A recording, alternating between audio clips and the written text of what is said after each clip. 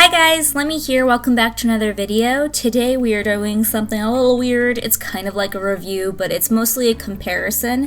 I am comparing 3 of Dr. P.H. Martin's India inks to see what the differences are. I tried to do some research. I couldn't really find anything too in-depth, and I really thought that this might be something fun to do for a video so that you guys won't have to buy all 3 like I did. So I have Dr. P.H. Martin's Bombay Black India ink, which is the traditional India ink that he offers.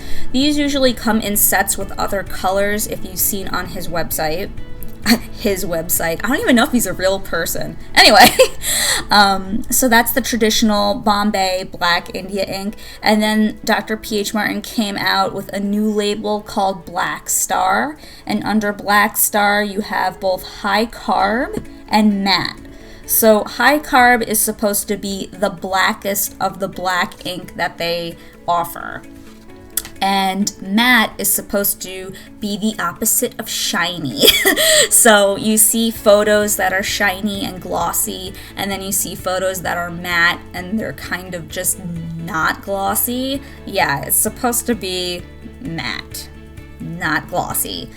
And before I really get into the review of all the tests that I've performed, which I did an ink wash test, I did erasing, I added water, I added alcohol. Now some of these, the last 3 were suggested by people on my Twitch live stream at the time. I had pencil on the back, on the bottom of the paper, and then added the ink on top, and then the person in the stream wanted to know that if you erased, would you still see the graphite underneath the ink, or would it cover it completely? I have a white gel pen test, so I have Sakura jelly rolls and Uniball Signos and Posca, and that's another test. And then we have a smudge and smear test. All of these tests are performed after 24 hours. So before we get into the test results, I just want to mention that for the HiCarb ink, it is obvious that it is much blacker than the other inks. So there's no tapering of it, as in you take a glob of ink and then you make a line, and then towards the end when you're running out of ink on your brush, it might get lighter. Like with the traditional Bombay India inks, you will see that. With the HiCarb, it stays a nice black line throughout your stroke. So that does what it says. But something that I noticed about the matte India ink is that on this mixed media paper, when I put them all down, the matte isn't any more matte than the Bombay India ink is. The shiniest one is the HiCarb, but the Bombay India ink and the matte kind of have like the same result. When you tilt the paper, they're still a little bit shiny. So I didn't really see a noticeable difference with the matte as it's labeled. So I thought that was pretty interesting. Maybe they just mean it's matte out of the 2 Black Star labels, but compared to the Bombay Black, it's kind of very similar. Okay, so let's move on to the test results.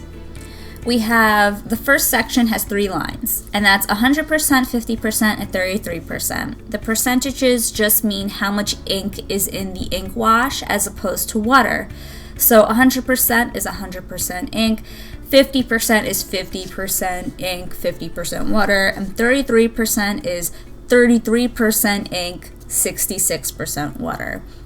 So this doesn't really tell me much, except for with the HiCarb ink, that you would probably have to add more water to get the lighter shade that you would get for the traditional India ink and the matte ink. So by HiCarb being the blackest ink that is available, it really stays true by having darker shades than the matte and the India ink. That doesn't really tell me much, except that you probably would have to work more with the HiCarb and add more water to it. But I just figured you guys might want to know. So after that is the 24-hour tests. The first one we have is erasing. So I was kind of scrubbing the paper, trying to lift the ink, almost to the point of like ripping the paper. And it seems that all three really stuck, and I didn't notice any lightening. They were really great. So I gave all three a pink star, which indicates that it's a very good result. Next was water.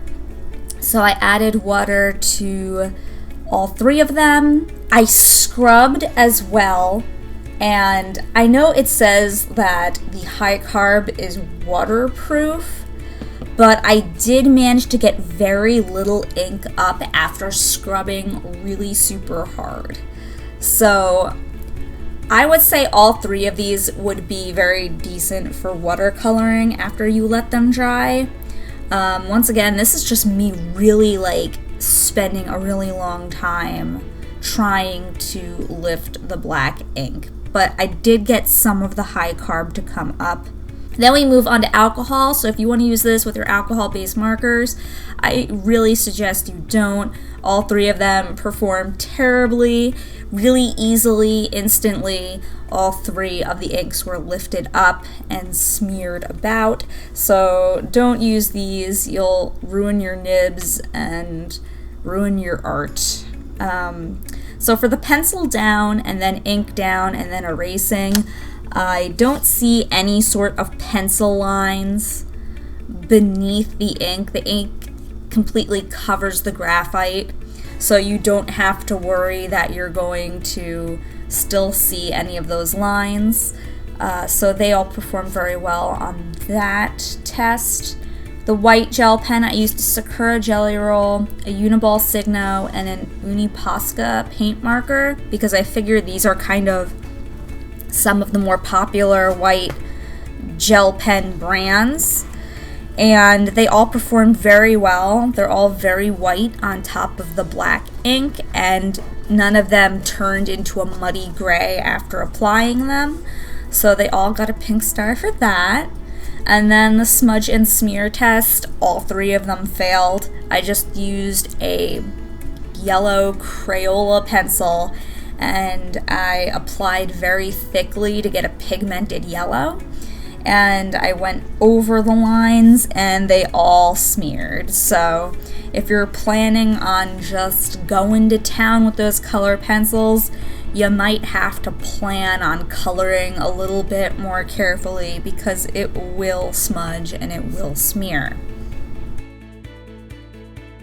So if I was stuck on an island, which one would I pick? And after all these tests, I would take the HiCarb ink, and that is because it's very dark. You can get dark lines. You can also add water and get the lighter washes. You can get a lot more different shades in between with how much water that you add, so your washes can be more detailed and varied than the other two options. I also thought that it performed pretty well. Like, with the water and the scrubbing, that might have not really been the best thing to do, but it's really not that noticeable. If you're going to do a painting, I would assume that you would move the water in the direction that you're painting in, and the watercolor paint, so it probably wouldn't even really be noticeable. I think that it would probably be really great to incorporate the watercolor with the ink washes, because you can't really reactivate the ink wash, but you can sort of reactivate the watercolor, so you could get very interesting pieces that way. And I think that it's great that the white gel pen sits on top of the black lines, because that's often a problem, especially if you have, let's say, a damp piece of paper that you just applied ink to or something like that. You put down the white pen and then it will absorb some of the color. Sometimes you can wait forever for the ink to dry and then you still put the white gel pen on and it absorbs and turns gray. So I just really like the the results from the HiCarb. Matte, I feel like, is kind of just like the traditional India ink. I don't really see much of a difference, especially for it being matte, and then the main selling point doesn't really seem to exist to me, so I don't really understand why. I mean, you could get the traditional India ink or the matte, it doesn't really matter. So I hope that you guys kind of took a lot away from this comparison. I did use the HiCarb to refill my Pentel Pocket brush pen, so that's what I'm going to be using because it's a cheaper alternative than buying the individual cartridges. I can get like a ton more refills with a bottle of this ink than I can if I bought them individually, and I like to save money, so I hope that you guys found this helpful. Now, if you're an artist yourself, you might find that a different ink works better for you, and that's totally fine. People desire different things in their art materials.